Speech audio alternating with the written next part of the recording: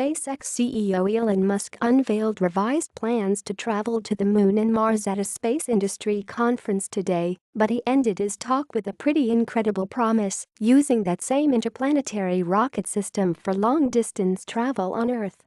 Musk showed a demonstration of the idea on stage, claiming that it will allow passengers to take most long-distance trips in just 30 minutes and go anywhere on Earth in under an hour for around the same price of an economy airline ticket. Musk proposed using SpaceX's forthcoming mega rocket, codenamed Big Fucking Rocket or BFR for short, to lift a massive spaceship into orbit around the Earth. The ship would then settle down on floating landing pads near major cities. Both the new rocket and spaceship are currently theoretical, though Musk did say that he hopes to begin construction on the rocket in the next 6 to 9 months. In SpaceX video illustrating the idea, passengers take a large boat from a dock in New York City to a floating launch pad out in the water.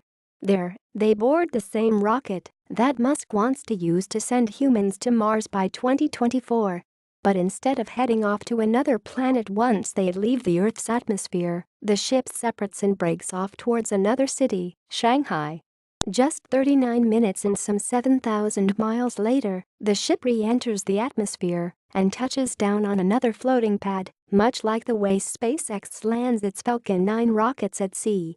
Other routes proposed in the video include Hong Kong to Singapore in 22 minutes, London to Dubai or New York in 29 minutes, and Los Angeles to Toronto in 24 minutes. This proposed method of Earth City to Earth City travel would be, by far, the fastest ever created by humanity. The ship would reach a speed of about 18,000 miles per hour at its peak, Musk said, which is more than an order of magnitude faster than the Concorde. Musk presented the idea at the very end of his speech, so he was light on details when it comes to the other logistics surrounding this proposal. In fact, most of Musk's speech was about how he wants to use this new rocket system to make all current and forthcoming Falcon rockets obsolete. Using the numbers he showed earlier in the talk, when describing the ship's capacity with regards to the moon and Mars, we can estimate it could carry somewhere between 80 and 200 people per trip. But we don't know other basics like how much of the air travel market Musk sees this occupying, how it would be regulated, or even when SpaceX might attempt such a feat.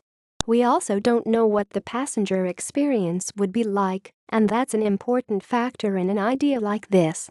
The thought of blasting off on a rocket to space is exciting, as is the potential for adding moments of weightlessness to your trip to London or wherever. But will people actually be willing to put their bodies through these kinds of extreme stresses for the sake of shaving a few hours off their trip? And then there's the landing. Despite occasional hiccups, airplanes land with overwhelming success. To its credit, SpaceX has gotten really good at landing its Falcon 9 rockets both on land and at sea, and Musk even began his speech by touting how 16 of them have landed successfully in a row. But the difference between landing a 14-story rocket booster with no passengers and a large ship full of them is one Musk will hopefully expound upon, either during another presentation or the next time he opens Twitter.